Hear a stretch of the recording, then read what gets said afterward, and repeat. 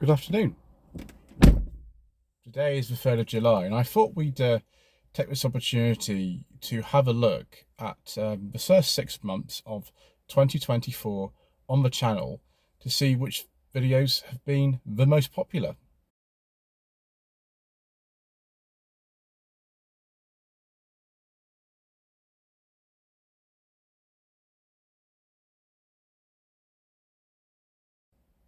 So I'm doing this actually whilst I'm not driving because it's a little bit safer for me to look at the analytics on here if I don't drive at the same time. And it's interesting to see which things have done well and which things have not. Actually, the most popular content consistently is not Slightly Shambolic Shuffles. There's actually only one of those in the top 5 for this year. Now, when I say this year, we're not talking about videos that I made, say, in 2023 or before that have done well, because if we did that, we'd find the most successful video so far this year was actually released in 2022. So we're not going to do that. We're going to go straight for the video that was most popular that has been released in 2024 so far.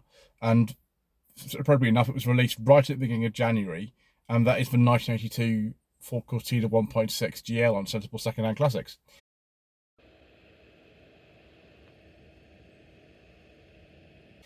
That car used to be owned by Michael, who is the chairman of the Test Valley Motor Enthusiasts, who we've been part of for 4 years.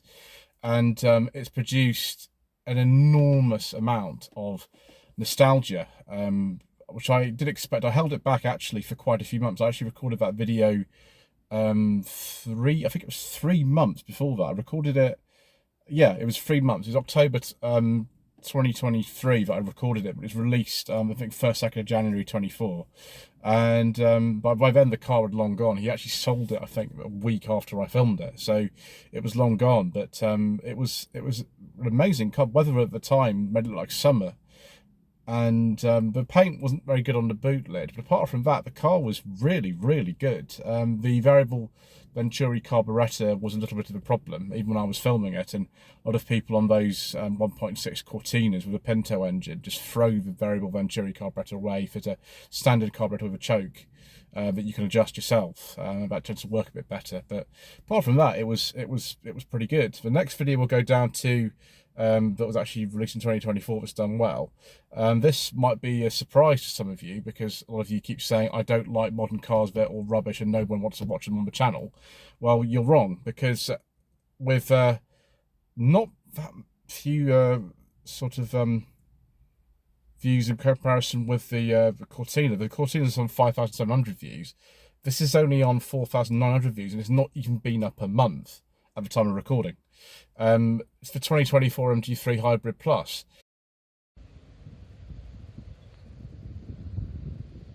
I think the reason why this is done as well as it has done is because it's a very new car. The car was registered about 10 days before I filmed it, and it only been out, I think, to the public about 5 to 6 weeks at the stage. But the press, obviously, who go to press launches, which I don't tend to anymore because my channel's not very big and so I don't get invitations like that. They actually got their hands on it, I think, in April, so it's not very long ago at all. And yeah, I didn't drive it for very long. I really didn't have a lot of time with that particular car. I just had a very limited window to film it, but I wanted to get the video out sooner rather than later. And so you find my very unbiased opinion of that car. The owner was a bit annoyed I didn't like it more. Sorry, Stephen. But I need to drive that car, possibly in 1.5 manual mode, which I gather there are 1.5 manual versions coming out that don't have this full hybrid system in them coming. If I drove one of those, I think I might be more complimentary towards it, but there were just quite a few sort of compromises. It didn't feel as kind of immediate to drive at all, comparison with the previous MG3, but which you used to own one.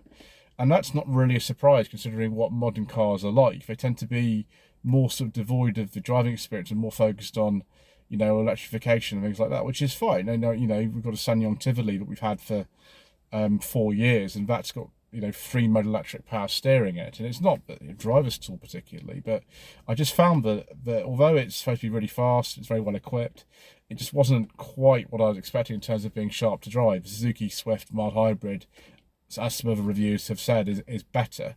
I wanted to try one of those to see if it's actually the case, but yeah, so that's the MG3 Hybrid Plus. The next one down here is actually really surprising. A lot of you will not believe this, but it's a 2023 Suzuki Ignis with the CVT gearbox.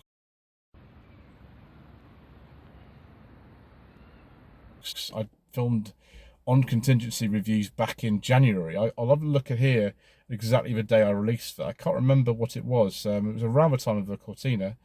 No, it's 20th of February. Gosh, it was actually after that. So it's sort of, in terms of how it's done about as well as the Cortina has. And again, people say, oh, we don't want to see the modern cars, they're really boring. It's like, well, the channel statistics tell me that that's not really true. What might be true for you and what you want to see isn't necessarily what it is for other people, and that's what I have to realise when there are certain videos that I don't particularly want to film. I don't find them uninteresting, but some of you want to see them, so that's what I do.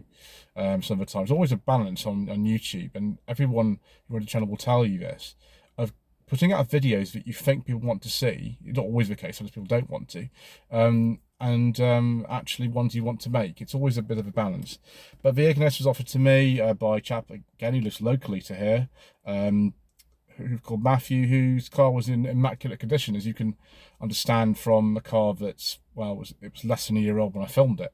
And it's a pretty good car. Like, I actually really enjoyed it. I prefer the manual one, but he likes automatics, like some of you probably will do as well. And so I'd not driven an automatic one before, so I gave it a go. And actually that's done quite well, just ticking along nicely in the background. The next one, again, will surprise a lot of you, I think. It's the 2014 Mitsubishi Outlander plug-in hybrid. You can now buy these for under £5,000. And when I filmed the review, I think it was 29th of December or something like that I filmed it. It was right at the end of last year, although it came out, I'll just check the actual upload date because I can't remember now. Came out 15th of February, so around the same time as the Suzuki Ignis. That was offered to me by a gentleman who's offered me tons and tons of cars in the past. It was filmed at one of my favourite locations to film in the south of England, which is The Grove. It's a hotel and golf club near Watford. It's absolutely beautiful there. Unfortunately, it was raining and it was late December when we were there, so it's not the best. But I think I'm going back there actually at the weekend with a group of people who are into old television series and films from the 60s and 70s, and that's one of the main filming locations for things like The Avengers and Department S and The Saint and stuff like that. It was all filmed there. It's looking a lot nicer than in the 60s actually, because it's now a very nice hotel. It was a British Rail training centre at the time. But anyway, that's irrelevant. The car was all right, I suppose. I didn't get massively excited about it really. I don't think with you buying a Mitsubishi Outlander PHEV, but necessarily you're looking for the most exciting driving experience, because that won't offer it to you. It was actually a tax dodge, and a lot of people bought them because of the tax advantages that they used to have. They're also very practical family cars, which tend to be quite reliable. It's a shame Mitsubishi don't import cars into this country anymore, but there's tons of used Outlanders out there, and I imagine that's a very early one, that one. That's useful for people to see. The next one on here, this is something you probably expected to be maybe at the top, but it's the slightly shambolic shuffle around the Barron's Classic Car Auctions June 2024 sale preview. Now, we'll be going to Barron's again quite soon. Actually, most of you will see this video after we've released that one, because the Very Vague Vlogs come out a few weeks later than I record them for most people. If you're a channel member on the Road 45 V6 or Seclado tiers, then you would see this a lot sooner than that. But for some reason, there was a video last October that I made there, and it went massively like over what I expected. It was something like 7,000 or 8,000 views, and it's just something I do every month. I actually didn't mind me going there or anything.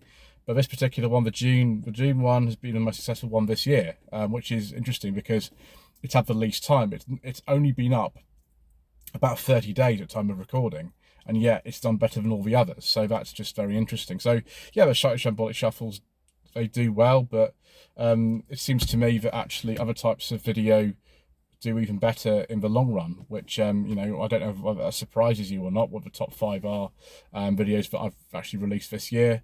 Some of you will find it interesting, some of you won't, but there we go. Anyway, thank you ever so much indeed once again for watching. Please don't forget to subscribe to the channel, like this video, leave a comment below, and we shall see you again very soon for even more vague and not particularly interesting musing.